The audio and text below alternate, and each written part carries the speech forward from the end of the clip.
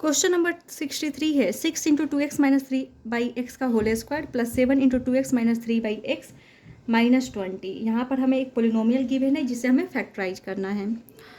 इस पोलिनोमियल में यूज होने वाला वेरिएबल क्या है, 2x माइनस 3/x है। 2x माइनस 3/x हमने लिख लिया कि ये इस पोलिनोमियल में वेरिएबल गिवन है। एंड हम देख रहे हैं कि इस पोलिनोमियल में जो वेरिएबल गिवन है उसका हाईएस्ट पावर क्या है, 2 है। यहाँ पर 1 है एंड यहाँ पर 2 है, तो हाईएस्ट पावर 2 है। इट मीन्स कि ये जो पोलिनोमियल है वो एक क्वाड्रेटिक पोलिनोमियल है। एंड सेकेंड हम देख रहे हैं कि इस पोलिनोमियल में 3 टर्म्स है, 1 2 3। इट मीन्स कि ये ट्राइनोमियल भी है। सो क्वाड्रेटिक ट्राइनोमियल्स को लिखने का स्टैंडर्ड फॉर्म क्या होता है, ax² plus bx plus c। And इस फॉर्म में हम देखते हैं कि मिडिल टर्म में यूज होने वाला जो वेरिएबल है डैट इज x, इसका स्क्वायर फर्स्ट टर्म में गिवन रहता है। सिमिलरली यहाँ पर भी हम देख रहे हैं कि मिडिल टर्म में यूज होने वाला जो वेरिएबल है that is 2x minus 3/x, इसका स्क्वायर फर्स्ट टर्म में गिवन है। इसका मतलब ये जो पॉलिनोमियल है वो कम्प्लीटली इस फॉर्म पे बेस्ड है। एंड वैसे पोलिनोमियल जो ax² plus bx plus c के फॉर्म में होते हैं उन्हें हम मिडिल टर्म स्प्लिट मेथड के थ्रू फैक्टराइज करते हैं। डेट्स वाई यहाँ पर भी हम इस पोलिनोमियल को मिडिल टर्म स्प्लिट मेथड के थ्रू फैक्टराइज कर लेंगे बिकॉज ये पोलिनोमियल भी इस फॉर्म पर बेस्ड है। बट यहाँ पे हमें एक प्रॉब्लम ये दिख रहा है कि जो हमें वेरिएबल गिवन है वो सिंप्लीफाइड फॉर्म में नहीं है, या हम बोल सकते हैं वो सिंगल वेरिएबल नहीं है। तो सबसे पहले हमें यहाँ पर ये करना होगा कि जो हमें कॉम्प्लेक्स फॉर्म में वेरिएबल गिवन है उसे सिंप्लीफाई कर लेने की कोशिश करना होगा, या हम बोल सकते हैं कि उसे एक सिंगल वेरिएबल में कन्वर्ट कर देना होगा। तो यहाँ पर हमें वेरिएबल गिवन है 2x माइनस 3/x। अगर हम इस वैल्यू के जगह पे कोई और वैल्यू एज्यूम कर लूँ जो ईजिली हो, जैसे कि अगर हम इसके जगह पे z एज्यूम कर ले, y एज्यूम कर ले या m एज्यूम कर ले, बस x को जो यहाँ पर यूज होने वाला यूज्ड वेरिएबल है उसको छोड़कर कोई भी वेरिएबल हम एज्यूम कर सकते हैं। तो लेट सपोज हमने एज्यूम किया कि 2x माइनस 3/x किसके इक्वल है, m की इक्वल है। तो हमने इतने बड़े वेरिएबल को एक छोटा सा वेरिएबल के फॉर्म में एक्सप्रेस कर दिया। इट मीन्स कि जहाँ जहाँ पर पोलिनोमियल में ये वैल्यू गिवन होगा उसके जगह पे m हम पुट कर सकते हैं बिकॉज ये दोनों वैल्यू क्या है, इक्वल है। सो हम पुट कर लेते हैं, तो 6m² हो जाएगा प्लस 7m हो जाएगा माइनस 20 हो जाएगा। अब यहाँ पे ये जो कॉम्प्लेक्स फॉर्म में पोलिनोमियल गिवन था वो क्या हो गया, सिंप्लीफाइड हो गया एंड ये ईजिली फैक्टराइज हो सकता है। सो हमने क्या किया, इस पोलिनोमियल के वेरिएबल को कोई सिंगल वेरिएबल एज्यूम करके उससे सिंप्लीफाई कर दिया।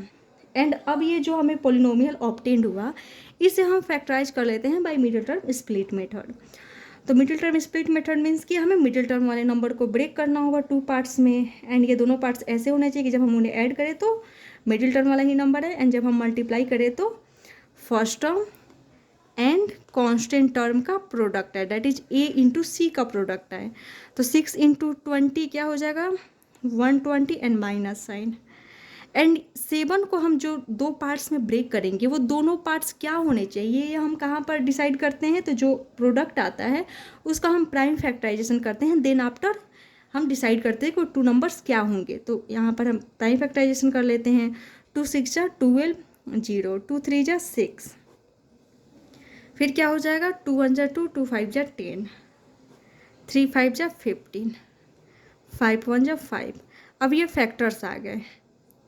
अब इन्हीं फैक्टर्स को हमें 2 नंबर्स में अरेंज करना होता है, एंड ये 2 नंबर्स ऐसे अरेंज होने चाहिए कि जब हम उन्हें ऐड करें तो 7 आ जाए, एंड मल्टीप्लाई करें तो -120 आ जाए। इट मीन्स कि ये वाले कंडीशन को सेटिस्फाइड करने चाहिए वो 2 नंबर्स। तो यहाँ पर हम अरेंज करते हैं, क्या हो जाएगा 2 2 जा 4, 4 2 जा 8, 8 3 जा 24 एंड 5 प्लस माइनस करने पे 7 नहीं आने वाला, 2 2 जा 4, 4 3 जा 12 एंड 5 2 जा 10, तभी भी नहीं आने वाला, 5 3 जा 15 एंड 2 2 जा 4, 4 2 जा 8, 15 और 8, 15 माइनस 8 क्या आ जाएगा, 7 आ जाएगा, है ना। एंड इसका मतलब जब हम 15 को एंड -8 को ऐड करेंगे तो हमें 7 मिल जा रहा है, एंड जब हम इन दोनों नंबर को मल्टीप्लाई कर रहे हैं तो क्या मिल जा रहा है, -120 मिल जा रहा है। इट मीन्स कि एक नंबर 15 है एंड दूसरा नंबर -8 है, ठीक है।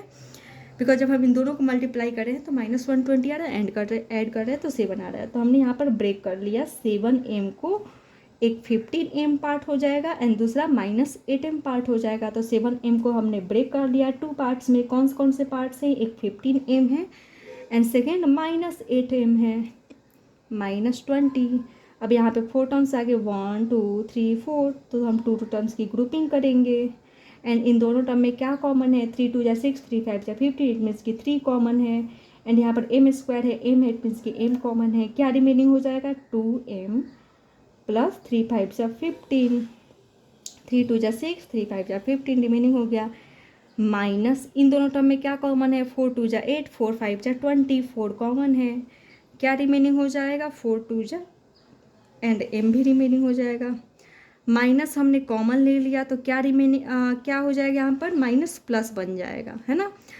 4 5 20, 20 में से तो हमने 4 कॉमन ले लिया, बच गया 5। एक बार हम चेक कर लेते हैं, -4 इंटू 2m क्या हो जाएगा? 4 into 2 that is 8m and -8m। Minus plus -4 5 20 आ गया ना फिर से जब हम मल्टीप्लाई कर रहे थे ये दोनों टर्म्स।